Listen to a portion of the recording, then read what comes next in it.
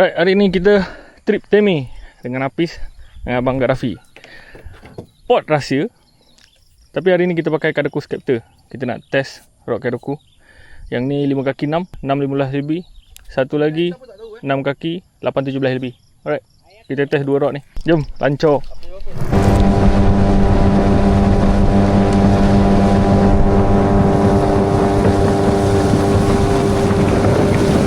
Mana, sini ke sana? Oh tu, oh tu.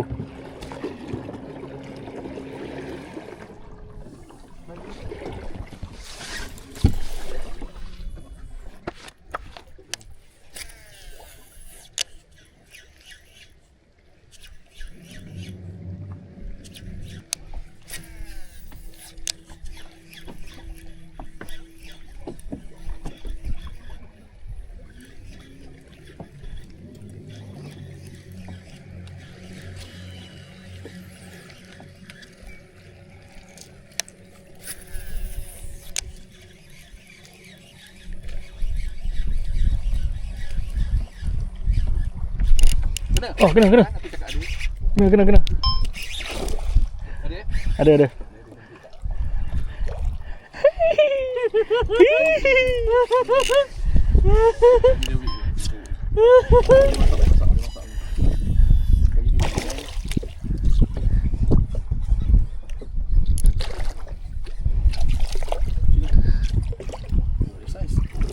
Alhamdulillah. 1-0.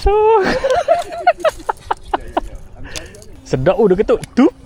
Alright guys, rod daripada Kadoku Skepter, 6 kaki 817 heavy.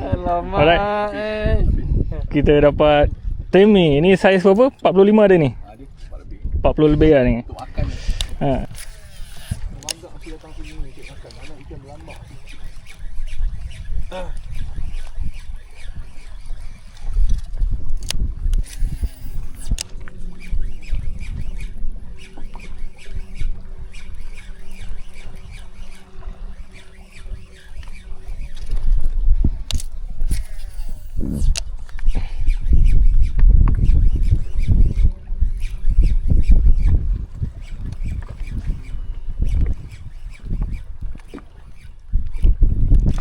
Okey.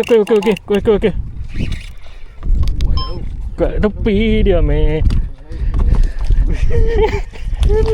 Kecil. Oh. Alright.